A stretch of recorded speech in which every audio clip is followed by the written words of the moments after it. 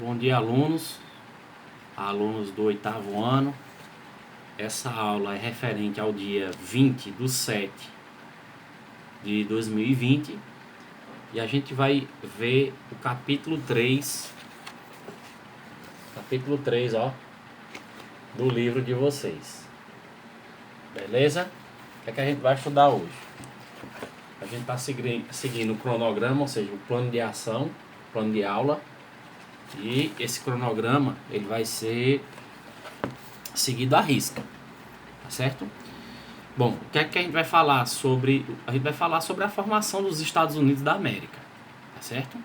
A gente sabe que os americanos, eles são colonizadores, ou seja, eles eram ingleses que foram para as Américas. E aí as gerações foram nascendo lá e se tornaram americanos, né? Ou melhor, se tornaram norte-americanos. Nós, por exemplo, nós somos americanos, mas nós somos sul-americanos, certo? O que a gente vai falar é da América do Norte agora. Bom, as 13 colônias inglesas na América conquistaram sua independência em meados do século XVIII. Esse processo ficou conhecido como Revolução Americana. Foi marcado por diversos conflitos entre ingleses e colonos americanos. Ao final dos conflitos, a Revolução Americana deu origem ao primeiro Estado republicano e democrático nas Américas. Bom, o que é que a gente pode dizer? É que a Revolução Americana ocorreu no ano de 1776 e teve suas raízes na assinatura do Tratado de Paris, que no ano de 1763 finalizou a Guerra dos 7 Anos. Ao final do conflito, o território do Canadá foi incorporado à Grã-Bretanha, ou seja, à Inglaterra. Nesse contexto, as 13 colônias, representadas por Massachusetts, Rhode Island, Connecticut, Nova Hampshire, Nova Jersey, Nova York, Pensilvânia, Delaware, Virgínia, Maryland, Carolina do Norte, Carolina do Sul, Geórgia, começaram a ter seguidos e crescentes conflitos com a metrópole britânica, pois devido a enormes gastos com a guerra, a metrópole aumentou a exploração sobre essas áreas, constituindo-se em batalhas desfechadas com o domínio britânico, contra o domínio britânico. O movimento de ampla base popular teve como principal motor a burguesia colonial e levou à proclamação, no dia 4 de julho de 1776, a independência das 13 colônias. Os Estados Unidos, primeiro país dotado de uma constituição política escrita. Duas coisas importantes. Esses 3 estados que eu acabei de falar aqui para vocês, Massachusetts, Rhode Island, Connecticut, New Hampshire, New Jersey, New York, Pensilvânia. Os Estados Unidos não só tem 13 colônias, não só tem 13 estados, tem mais de quase 50. Então, mas a princípio eram esses 13, que depois foram subdivididos e tal, e foram incorporados outros, como a Califórnia, como o Novo México, né? Enfim. Os Estados Unidos passou a ser o primeiro país a ter uma constituição escrita. Por quê? Porque as constituições de outros países não eram escritas, eram constituições orais, ou seja, eram constituições que as pessoas guardavam aqui, ó, na mente.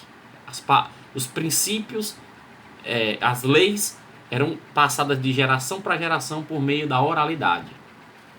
Bom, vamos ver o que aconteceu aqui nas 13 Américas, né? Ou nas 13 colônias. Os ingleses na América. Vamos ver como tudo começou. Os ingleses fizeram as primeiras tentativas de colonizar territórios na América ainda no início do século XVI. Essas primeiras tentativas, no entanto, fracassaram. Somente a partir do século XVII, a atividade colonizadora ganhou força. Principalmente por meio da atuação da Companhia de Comércio, que organizaram as migrações de colonos para a América. Esses imigrantes eram de origem variada, incluindo desde famílias burguesas perseguidos por sua religião, até camponeses miseráveis, que haviam sido expulsos de suas terras. Além dos ingleses, migraram para a América irlandeses, escoceses, franceses e alemães. Em uma grande faixa do litoral leste da América do Norte, foram fundadas 13 colônias, que são comumente divididas em colônias do norte, do centro e do sul. Então, na faixa litoral do Oceano Atlântico, lá onde é os Estados Unidos hoje. Vamos lá, as 13 colônias.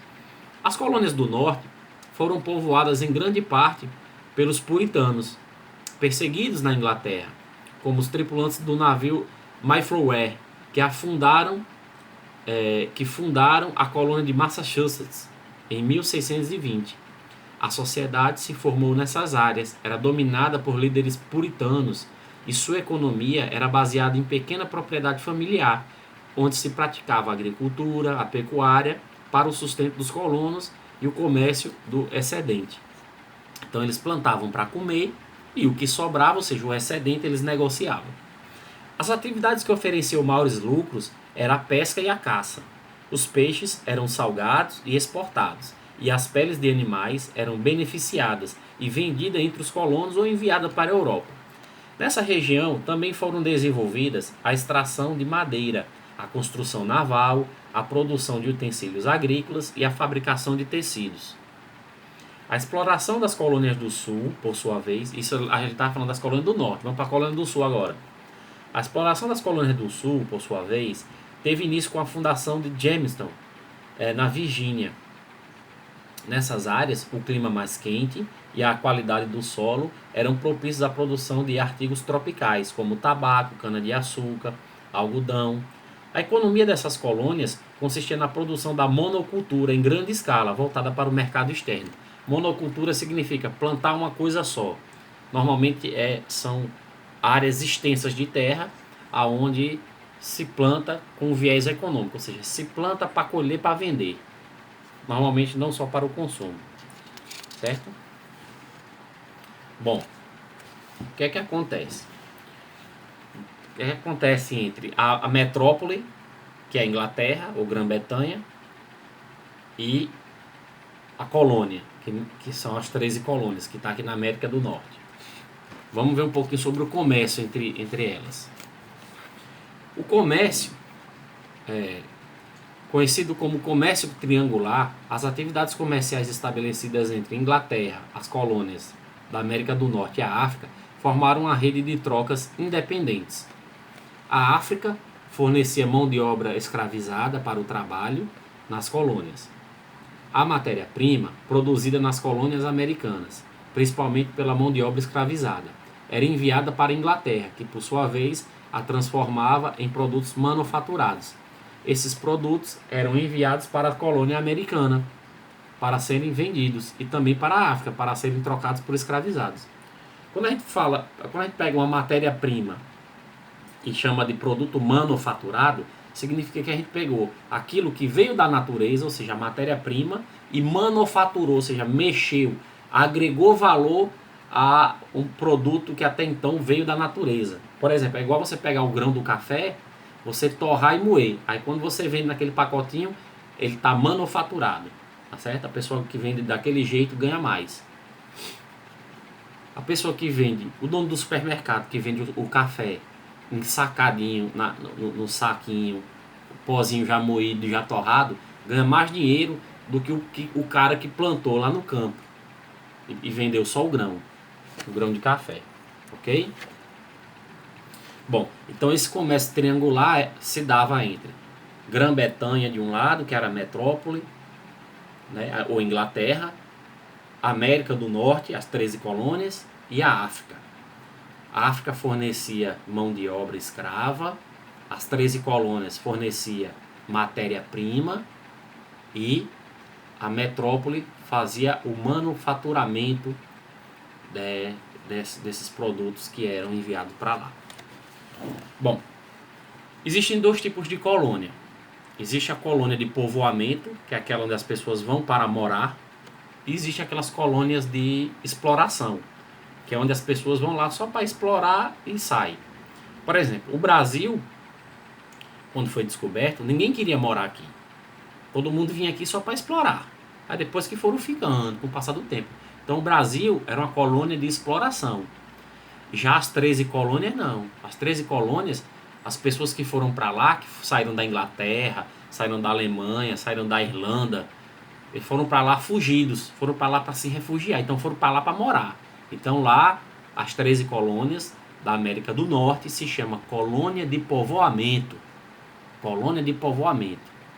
E não colônia de exploração, como era o Brasil. Vamos ler um pouquinho sobre isso. Colônias de exploração e colônias de povoamento. Os Estados Unidos estão entre os países mais desenvolvidos do mundo. Já muitos países da América Latina ainda se encontram entre os mais pobres. Quais seriam as explicações para a diferença tão grande nesse desenvolvimento? Na década de 1940, o historiador brasileiro Caio Prado Júnior procurou explicar o desenvolvimento desigual entre países americanos com base em dois tipos de colônias implantadas na América, as colônias de exploração e as colônias de povoamento. O que é que Caio Prado Júnior verificou? Ele verificou o seguinte. Ele disse o seguinte, esse historiador, que nas colônias de exploração teria ocorrido uma intensa exploração das riquezas, com grande utilização de mão de obra escrava. Os colonos portugueses ou espanhóis que se estabeleceram nessas colônias desejavam enriquecer rapidamente e retornar para a Europa. Esses seriam alguns dos fatores que explicariam o baixo desenvolvimento socioeconômico do Brasil e de outros países da América Latina. Por outro lado, nas colônias de povoamento, colonizadores pretendiam morar definitivamente e por isso passaram a desenvolver atividades com o objetivo de atender suas próprias necessidades, cultivando alimentos para seu próprio consumo, instalando manufaturas, construindo escola para os seus filhos. Esses seriam alguns dos motivos pelos quais, de acordo com esse historiador, né, o Caio Prado Júnior, explicaria o maior desenvolvimento da região, como os Estados Unidos e o Canadá, porque lá eram colônias de povoamento e não de exploração. No entanto, ao explicar essas diferenças, cada vez mais, os historiadores têm questionado a simples oposição entre colônias de exploração e de povoamento. Porque é o seguinte, para analisar melhor o processo de colonização, é preciso entender as especificidades de cada uma das colônias e seus respectivos colonizadores. Um dos fatores fundamentais nessa análise é a questão da organização do sistema colonial. A colonização feita por portugueses e espanhóis teria sido muito mais centralizada e organizada do que a colonização empreendida pelos ingleses. Assim, pode-se desenvolver sem rígida administração da metrópole. Os moradores das 13 colônias tiveram melhores condições de se organizar com base em seus próprios interesses, o que teria favorecido seu desenvolvimento econômico e social. Pode-se concluir, contudo, que apenas o estudo das formas de colonização não é o suficiente para explicar o desenvolvimento desigual entre os países da América. Bom, é claro que existem outros fatores que podem dizer por que os Estados Unidos e o Canadá é mais desenvolvido que aqui. Inclusive, uns dizem que até é uma questão de povos, certo? Vou parar essa aula por aqui, certo? Vocês, no livro de vocês vocês vão ler da página 50 até a página 56, tá ok? E depois a gente verifica aí como é que fica isso aí.